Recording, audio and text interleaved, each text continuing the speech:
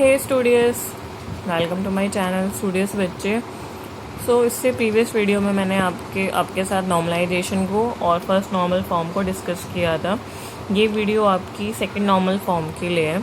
देख लेते हैं क्या होता है। अगर किसी ने वो वीडियो ना देखी हो फर्स्ट नॉर्मल फॉर्म और नॉर्मलाइजेशन की, सो मैं डिस्क्रिप्शन बॉक्स में उसका लिंक शेयर कर दूँगी।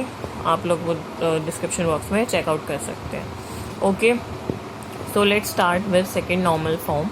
देखो, सबसे जो पहला आपका पॉइंट है जो कि इम्पॉर्टेंट है वो ये, हाँ एक और चीज़ आगे बताने से पहले देखो, दो रूल्स हैं इसके सिंपल से। सेकेंड नॉर्मल फॉर्म मतलब दो रूल, ठीक है।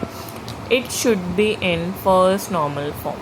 अगर ये फर्स्ट नॉर्मल फॉर्म, अगर कोई भी टेबल फर्स्ट नॉर्मल फॉर्म में नहीं है तो पहले आप उसे फर्स्ट नॉर्मल फॉर्म में लेके आओगे, देन उसको सेकेंड नॉर्मल फॉर्म में लेके आओगे। पहले उसको फर्स्ट नॉर्मल फॉर्म में लेके आना ज़रूरी है, ठीक है।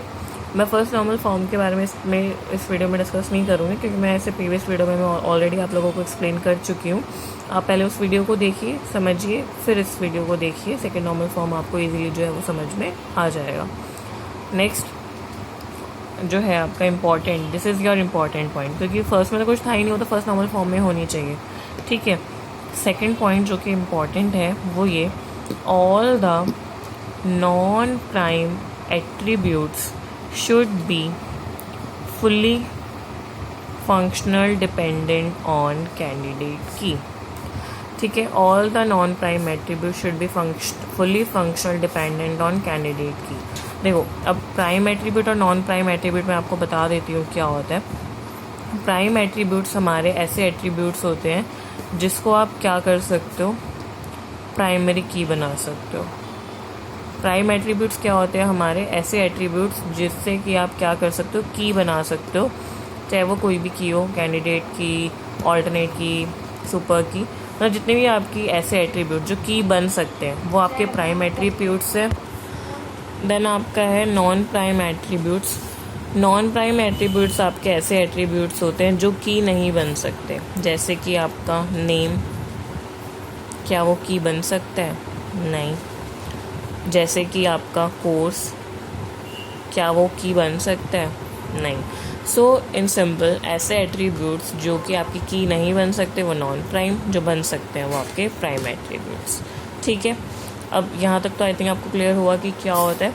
अब देखते हैं कि आगे क्या कह रहा है। All the non prime attributes should be fully functional dependent on candidate की। देखो, फंक्शनल डिपेंडेंसी का एक अपने आप में पूरा एक सेपरेट टॉपिक है। इस सेकेंड नॉर्मल फॉर्म के बाद मैं फंक्शनल डिपेंडेंसी के ऊपर एक वीडियो बना दूंगी, आप वहाँ पे देख लीजिएगा। फिलहाल यहाँ पे बहुत ज़्यादा डिटेल में इसको ना बताते हुए शॉर्ट में ही बता दूंगी कि क्या होता है, आपको अच्छे से समझ में आ जाए, कोई प्रॉब्लम नहीं आएगी। देखो, all the non prime attributes ये हो गए, ठीक है। Should be fully functional dependent on candidate की इसके ऊपर भी ऑलरेडी एक वीडियो बनी हुई है, मैं डिस्क्रिप्शन बॉक्स में लिंक दे दूँगी, आप देख लेना। फंक्शनली डिपेंडेंट होनी चाहिए कैंडिडेट की के ऊपर। अब क्या कैंडिडेट की कैसे डिपेंडेंसी, ये मैं आपको एक अभी टेबल बना के समझाती हूँ, आपके जो भी डाउट्स हैं वो सारे उसमें क्लियर हो जाएंगे। देख लेते हैं। सो हेयर्स इज़ आवर एग्जाम्पल। मैंने आपके लिए वो पॉइंट्स भी रेज नहीं किए हैं। देखो क्या होता है। हाँ, it should be in first normal form. तो क्या ये टेबल फर्स्ट नॉर्मल फॉर्म में है? हाँ है, क्योंकि इसमें कोई भी क्या कहते हैं, रिपीटेड एट्रीब्यूट नहीं है, सिंगल कॉलम सिंगल वैल्यू, ठीक है। सेकेंड, इसमें हमारी प्राइमरी की भी है, आप इनमें से किसी को भी प्राइमरी की बना सकते हो, ठीक है। अब देखो, कैंडिडेट की क्या होता है, जितनी भी ऐसी एट्रीब्यूट्स जो कि हमारे कीज़ बन सकती है वो क्या होती है, हमारी कैंडिडेट की होती है। सो यहाँ पर हमारे पास कस्टमर आईडी और store ID. CID stand for customer, student ID and then location. So हमारी जो CID है और जो SID है वो कंबाइनली क्या बना रहे हैं, हमारे कैंडिडेट की बना रहे हैं, ठीक है। अब हमारा जो सेकंड पॉइंट था वो क्या कह रहा था, नॉन प्राइम एट्रीब्यूट कौन सा है आपका, यहाँ पे location is your non prime attribute,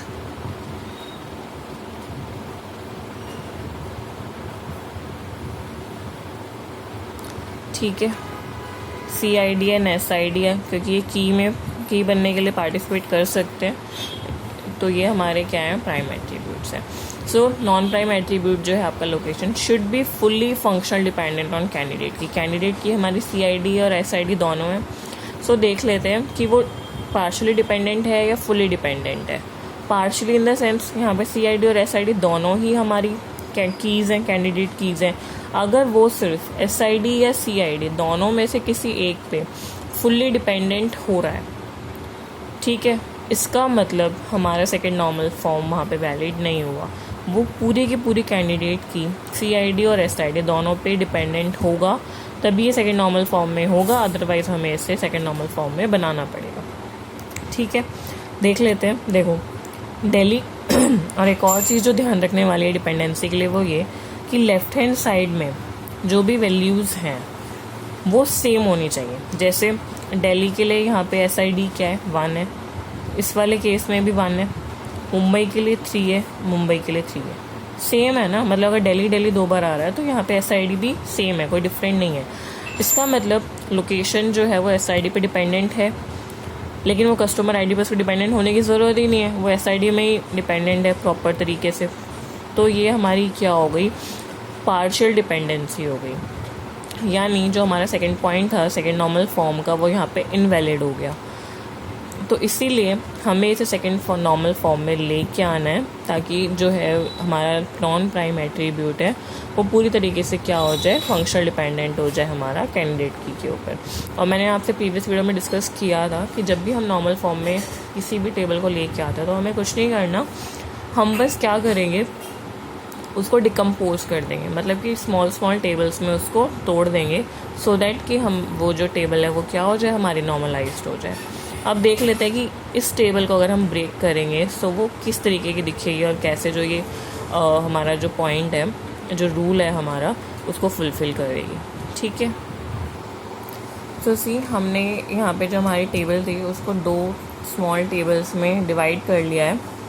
this is your table 1 and this is your table 2। तो यहाँ पे तो हमें सेकंड रूल को देखने की ज़रूरत नहीं है। क्यों? क्योंकि यहाँ पे हमारा कोई भी नॉन प्राइम एट्रीब्यूट है ही नहीं। ठीक है, अब यहाँ पे लोकेशन है SID, यहाँ पे हमारी कैंडिडेट की है। अब लोकेशन प्रॉपरली पूरी तरीके से फुल्ली फंक्शनल डिपेंडेंट है किसके ऊपर, SID के ऊपर, आपकी कैंडिडेट की के ऊपर, और you can say on primary की के ऊपर। ठीक है, सो यहाँ पे जो हमारा second rule of second normal form है वो क्या होता है, फुलफिल हो जाता है। आया समझ में? मेरे ख्याल से आपको कोई डाउट होगा नहीं, क्योंकि सेकेंड नॉर्मल फॉर्म मैंने जितना सिंपलेस्ट तरीके से हो पाए आपको यहाँ पे एक्सप्लेन किया है। अब जो एक और थर्ड पॉइंट है वो ये कि पार्शियल डिपेंडेंसी नहीं होनी चाहिए। ठीक है,